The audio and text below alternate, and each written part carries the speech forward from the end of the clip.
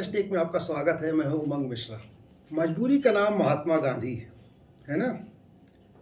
गांधी जी ने भारत विभाजन करा दिया। गांधी जी सुभाष चंद्र बोस के दुश्मन थे। गांधी जी की वजह से हिंदू राष्ट्र नहीं बना, वरना हिंदू राष्ट्र भारत को होना चाहिए था। गांधी जी के चहेते थे नेहरू, इसलिए प्रधानमंत्री बन गए। यही सब तो बताया जाता है ना, जिसके आधार पर कहा जाता है कि महात्मा गांधी खराब आदमी थे या गलत थे। गांधी जी को राष्ट्रपिता क्यों कहते हैं? किसने कहा? कहीं नहीं लिखा हुआ है। यही तो व्हाट्सएप फॉरवर्ड आया था। गांधी जयंती के दिन आइए इन्हीं सब किंवदंतियों का खुलासा करते हैं कि महात्मा गांधी जो इन्होंने देश की आज़ादी के लिए इतना कुछ किया, उनको धीरे धीरे 70 साल के बाद दुष्प्रचार करते करते यहाँ तक पहुँचा दिया गया कि हर गांधी जयंती पे तमाम व्हाट्सएप फॉरवर्ड, ट्विटर पे, सोशल मीडिया पे जाने क्या क्या लोग महात्मा गांधी के बारे में कहते हैं। और देख के शर्म आती है कि ये क्या हो रहा है इस देश में, ये क्यों फैलाया जा रहा है। तो इसीलिए मैंने ये वीडियो बनाने का फैसला किया कि वो बातें जो दरअसल फैलाई जाती हैं उनको समझें कि वो कितना बड़ा झूठ है और किस ढंग से लोगों की मानसिकता को दूषित किया जाता है इस तरह के झूठ से। एक बात ये समझिए कि महात्मा गांधी महापुरुष थे, भगवान नहीं थे। गलतियां कुछ उनसे भी हुई हैं, लेकिन महात्मा गांधी की गलतियों का आकलन करने वाला कौन है ये भी तो देखिए, और क्यों कर रहा है। इतने बड़े राष्ट्रीय आंदोलन में गलतियां हुई हैं, लेकिन सिर्फ उन गलतियों की बात करके और उनके आधार पर बहुत सारी ऐसी चीज़ें जो गलती हुई भी नहीं, जो झूठ हैं या सिर्फ प्रोपेगेंडा है, उसके आधार पे आप इतने बड़े व्यक्ति को बदनाम कर रहे हैं। तो कम से कम देश की जनता को जानना चाहिए कि हकीकत क्या है, चीज़ों की हकीकत क्या है। इसलिए उन्हीं प्रश्नों पे आज हम खाली बात करेंगे जो बातें फैलाई जाती हैं गांधी जी को बदनाम करने के लिए। शुरुआत यही से होती है, जो मैंने पहला प्रश्न कहा, मजबूरी का नाम महात्मा गांधी। आप सोचिए, बचपन में बच्चे के दिमाग में डाल दिया जाता है कि मजबूरी का नाम महात्मा गांधी गलत आदमी थे। मेरे भी दिमाग में डाल दिया गया था, और ये बात ग्रेजुएशन तक मैं खुद भी महात्मा गांधी को गलत ही समझता था। अब आप सोच लीजिए कि उस एज तक जाने तक भी ये स्थिति रही। अगर सपोज कीजिए ज़्यादातर लोगों को हिस्ट्री पढ़ने का मौका नहीं मिल पाता, तो अगर हिस्ट्री पढ़ने का मौका ना मिले तो व्यक्ति जिंदगी भर यही सोचता रहेगा कि ये जो कान में फूंक दिया जाता है हमारे, वही सही है बचपन में। और एक बहुत बड़ी संख्या में पीढ़ी के कान में फूंका जाता है। तो आप आज बताएंगे कि मजबूरी का नहीं, मजबूती का नाम है महात्मा गांधी। क्यों? एक एक क्वेश्चन की असलियत देखते हैं। सबसे बड़ा क्वेश्चन जो उठता है कि जब विभाजन भारत का हिंदू और मुसलमान के आधार पर हो रहा था और पाकिस्तान मुस्लिम राष्ट्र बन रहा था, तो भारत हिंदू राष्ट्र क्यों नहीं बना? ये प्रश्न बहुत सारे लोगों के दिमाग में रहता है। मेरे भी दिमाग में बहुत दिन तक था और लगता था ये तो बहुत गलत हुआ, और सीधे सीधे दिखाई पड़ रही है। अगर सिर्फ इतनी बात बताई जाए तो सीधे सीधे लिख रहा है तो गलत हुआ। और गलत हुआ तो किसने गलत किया? जो उस समय सबसे प्रभावशाली लोग थे उन्होंने गलत किया। उसमें भी सबसे बड़ा प्रभावशाली कौन था? महात्मा गांधी थे। तो महात्मा गांधी गलती है। ये आपको समझना पड़ेगा कि भारत का विभाजन जो हुआ था उससे पहले बहुत कुछ हो रहा था। जो द्विराष्ट्र की जो सिद्धांत था, 2 नेशन थ्योरी, उसके आधार पर भारत का विभाजन हुआ था, जिसमें कि जिन्ना और मुस्लिम लीग ये मानती थी कि भारत एक अलग अलग, हिंदू और मुसलमान अलग अलग राष्ट्र हैं, इसलिए इनको अलग हो जाना चाहिए। और महात्मा गांधी और कांग्रेस और सारे राष्ट्रवादी नेता उस समय तक ये बात कहते थे कि नहीं, दोनों एक साथ रह सकते हैं और अलग नहीं होना चाहिए। और ये लड़ाई दशकों से वैचारिक लड़ाई चल रही थी। तो अगर विभाजन नहीं रोका जा सका, उसके बहुत सारे कारण हैं। विभाजन पे एक अलग वीडियो है इसी चैनल पे, जो इस चैनल का दूसरा वीडियो है, उसको आप देख लीजिएगा। डिटेल में उस पर डिस्कशन है। इस वीडियो में हम विभाजन चूंकि उद्देश्य नहीं है, महात्मा गांधी उद्देश्य है, इसलिए उतना डिटेल नहीं जाएंगे। लेकिन आपको ये इतना तो इसमें मेंशन करना पड़ेगा कि जब कांग्रेस और महात्मा गांधी पिछले कई दशकों से इसी बात को लेकर लड़ रहे हो कि हिंदू और मुसलमान अलग अलग राष्ट्र नहीं हैं, एक राष्ट्र हैं, एक साथ रह सकते हैं, और उसके बावजूद मान लीजिए विभाजन नहीं रोक पाए वो, तो क्या वो वहाँ से सीधे बैक कर जाते? अपने पूरे सारे सिद्धांत जो उनके जो दशकों से लड़ाई लड़ रहे थे उससे वो बैक कर जाते और कहते नहीं, जिन्ना तुम सही थे, अब तुम जाओ, तुमने मुस्लिम राष्ट्र बना लिया तो हम भी हिंदू राष्ट्र बना लेंगे। ये कहते ये संभव था? वो सारे नेता जो कई दशक से इस बात को लेकर लड़ रहे थे कि हिंदू मुस्लिम राष्ट्र नहीं, एक होकर लड़ेंगे हम लोग, इसलिए भारत एक धर्मनिरपेक्ष राज्य बना। ये तो रहा पर्सपेक्टिव उसका हिंदू राष्ट्र न बनने का। दूसरी बात कि धर्म पर आधारित राज्य, देखिए धार्मिक होना और धर्मनिरपेक्षता दोनों अलग अलग चीज़ें हैं। धर्म एक व्यक्तिगत मसला है, हर किसी का होता है और वो उसकी आस्था का विषय है। धर्मनिरपेक्षता राज्य का विषय है, राज्य संचालन का विषय है। धर्मनिरपेक्षता का मतलब ये है कि राज्य संचालन में धर्म के आधार पर भेदभाव नहीं किया जाएगा, ये है उसका मतलब। और यही आधुनिक सिद्धांत है और विकसित देश, सारी दुनिया इसी सिद्धांत पे चल रही है। और जो इस सिद्धांत पे नहीं चल रहे हैं वो कौन है? पाकिस्तान, अफगानिस्तान, सारी मुस्लिम कंट्रीज। ये आदर्श है आपके, हमें भी ऐसा हो जाना चाहिए था। देश को किसी भी दुनिया के किसी भी सभ्य मुल्क में यही तरीका है लागू करने का कि जो भी लोग वहां रह रहे हैं उनको धर्म के आधार पर उनमें विभेदीकरण नहीं किया जाएगा। बस इतनी ही है धर्मनिरपेक्षता। धर्मनिरपेक्षता का ये मतलब नहीं है कि आप अपना धर्म नहीं मानेंगे, सब लोग अपना धर्म मानेंगे। तो अगर ये सिद्धांत बनाया गया, हिंदू राष्ट्र नहीं बनाया गया, हिंदू राष्ट्र बनाते तो फिर दूसरी तरह का संविधान बनाना पड़ता है। तो उस समय की व्यावहारिक परिस्थितियां, भविष्य को देखते हुए, वैश्विक आदर्शों को देखते हुए, और सबसे बड़ी बात कि खुद जिस चीज के लिए लड़ रहे थे इतने सालों से, उस पर बैक नहीं कर सकते थे, चाह के भी नहीं कर सकते थे। इसलिए हिंदू राष्ट्र नहीं बना। हिंदू राष्ट्र नहीं बना, पाकिस्तान मुस्लिम राष्ट्र बन गया। ये पाकिस्तान मुस्लिम राष्ट्र है, ये पाकिस्तान की समस्या है, हम उस समस्या को नहीं लेंगे। ये फैसला था उस समय के हमारे नेताओं का। वो इस फैसले को लेने में कहाँ गलत हैं, आप बताइए। तो पहला, जिसके लिए आप गांधी जी को दोषी ठहराते हैं। ये तो रही बात हिंदू राष्ट्र की। दूसरी बात जो गांधी जी के बारे में कहा जाता है, जो उनकी कमियां बताई जाती हैं कि बहुत गलत काम किया। हाँ, सुभाष चंद्र बोस से के खिलाफ रहते थे। उसके लिए उदाहरण भी है कि जब सुभाष चंद्र बोस अध्यक्ष बन गए थे कांग्रेस से, तो गांधी जी के विरोध के बावजूद बने थे। ये बिल्कुल सच है। जैसे मैंने पहले भी कहा कि गांधी जी ईश्वर नहीं थे, भगवान महापुरुष थे, उनसे भी गलती हो सकती थी। आप ये समझिए कि जब सुभाष चंद्र बोस कांग्रेस अध्यक्ष का चुनाव लड़े थे तो गांधी जी ने पट्टाभी सीतारमैया को उनके खिलाफ लड़ा दिया था, उनका सपोर्ट करते हुए। सुभाष चंद्र बोस को गांधी जी नहीं चाहते थे कि अध्यक्ष बने, उसके बावजूद सुभाष चंद्र बोस अध्यक्ष बने। सुभाष चंद्र बोस की लोकप्रियता थी उस समय, बहुत ज़्यादा लोकप्रियता थी, आज भी है, उस समय भी थी।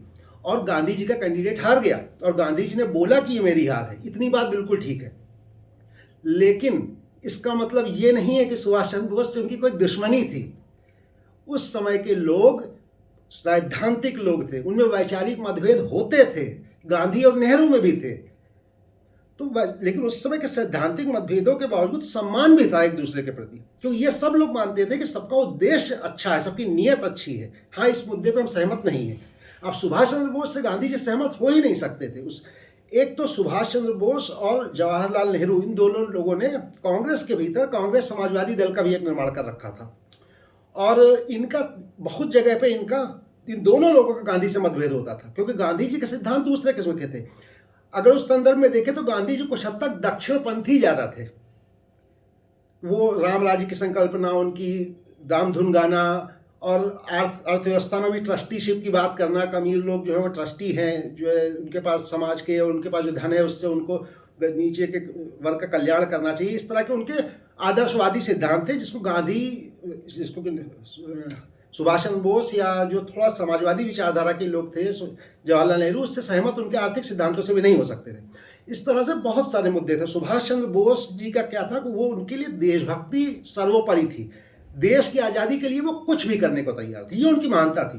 लेकिन गांधी जी के साथ क्या था, गांधी जी साधन और साध्य दोनों की पवित्रता में यकीन रखते थे। तो सुभाष चंद्र बोस हिंसा के सहायता से भी अगर देश आजाद कराना पड़े तो उसके लिए तैयार थे वो उनके अपने सिद्धांत थे। और महात्मा गांधी हिंसा के जरिए नहीं आज़ादी चाहते थे। तो ये एक सैद्धांतिक मतभेद था, आर्थिक मुद्दों पर भी था, सामाजिक भी था, आज़ादी को लेकर भी था।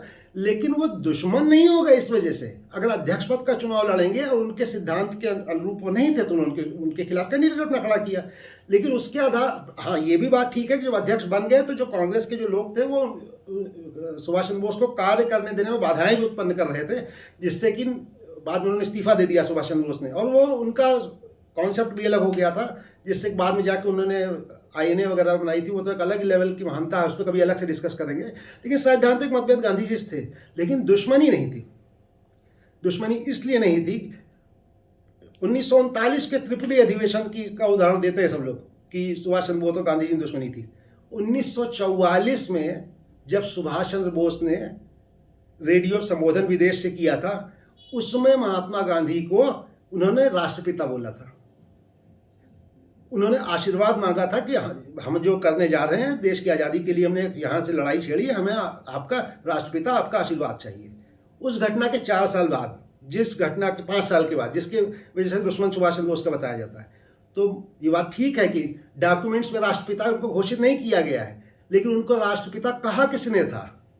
सुभाष चंद्र बोस ने कहा था, जिनको क्या उनका दुश्मन समझ रहे हैं। और गांधी जी ने सुभाष चंद्र बोस को क्या कहा था? प्रिंस ऑफ पैट्रियट्स, देशभक्तों का राजकुमार। ये रिश्ते थे उनके बीच में।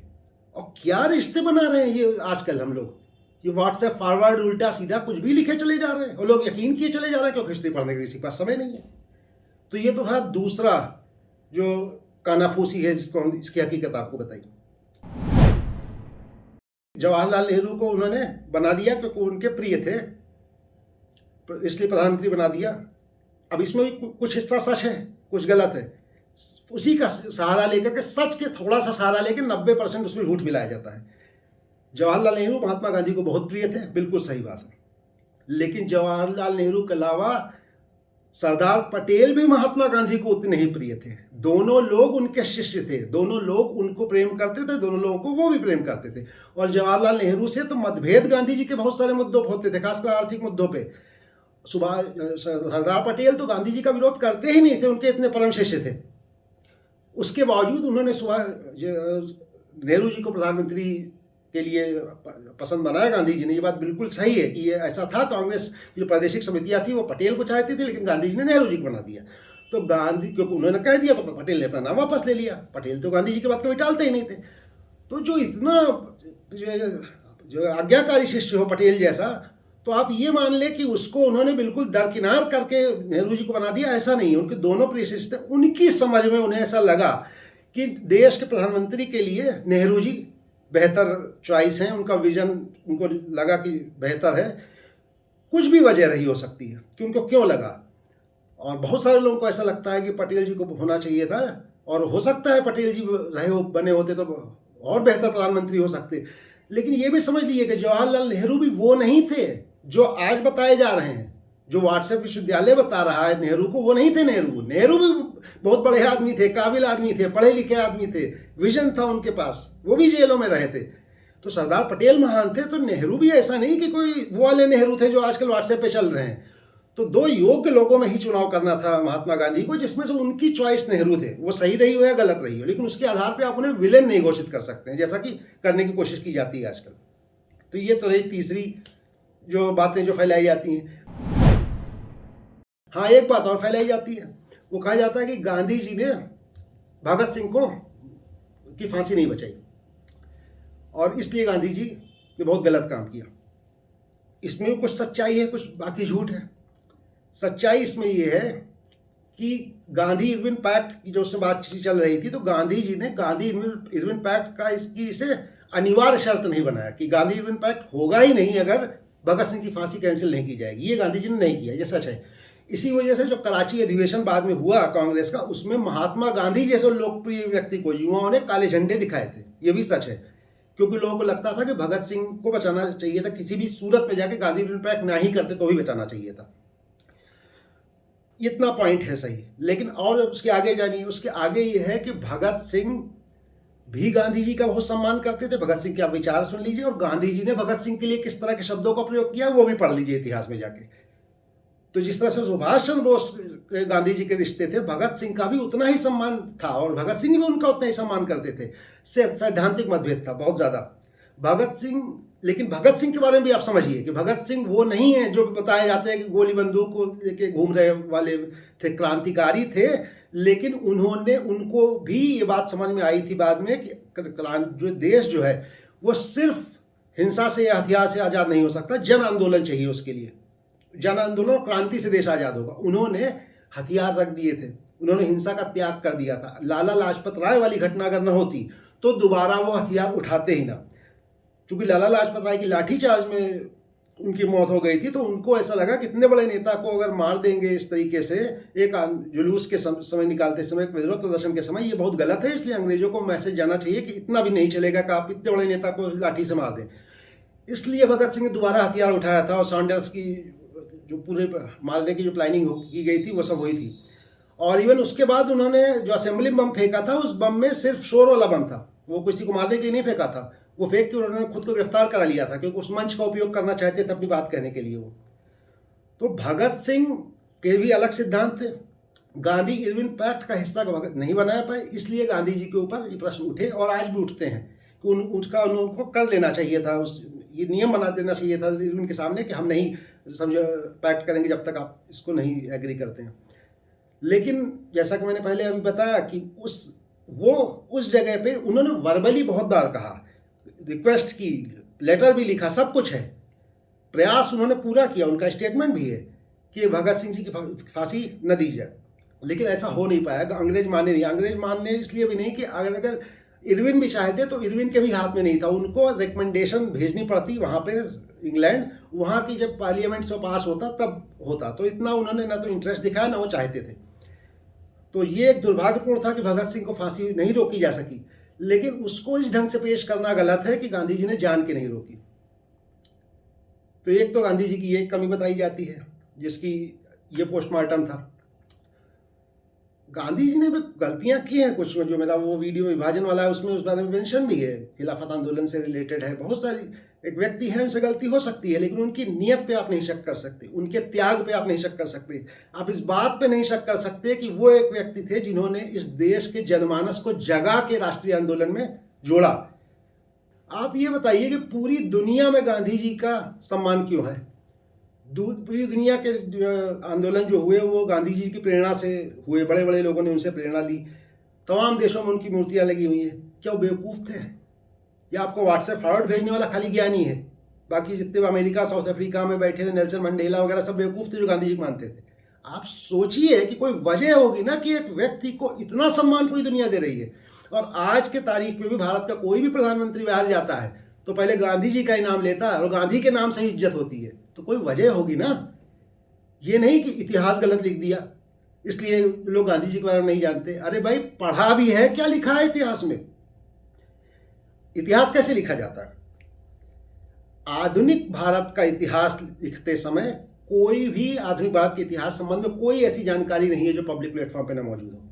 इतिहास लिखने के जो तरीके हैं उसमें प्राचीन काल में तो हो सकता है कुछ चीज़ें छूट जाएं, क्योंकि उस समय शिलालेख, अभिलेख या ग्रंथ की मदद से इतिहास लिखा जाता था, उसके आधार पर अनुमान लगाया जाता था कि उस समय क्या हो रहा है। या मध्यकाल में आया तो विदेशी यात्रियों की साथ में जोड़ ली जाती थी, क्या वो लोग कहे गए उससे अंदाज लगता था क्या उस समय की स्थितियाँ रही होंगी। लेकिन आधुनिक भारत में तो सब कुछ स्पष्ट है।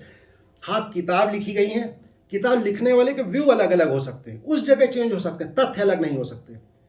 आप किताबें पढ़ेंगे, अगर कई राइटर्स की पढ़ लेंगे, सपोज कि आप एक बिल्कुल घोर वामपंथी की किताब पढ़ लीजिए और एक दक्षिणपंथी की पढ़ लीजिए, सेंट्रिस्ट की पढ़ लीजिए, 3-4 किताबें आप पढ़ लीजिए आप भारतीय राष्ट्रीय आंदोलन की, तो आप ये पाएंगे कि तथ्य वही कॉमन है, जो घटना हुई है वो वही हुई है, उसका इंटरप्रिटेशन सबने अलग अलग किया है। तो आप इंटरप्रिटेशन खुद कीजिए ना, सच जानने के लिए कि क्या सच है।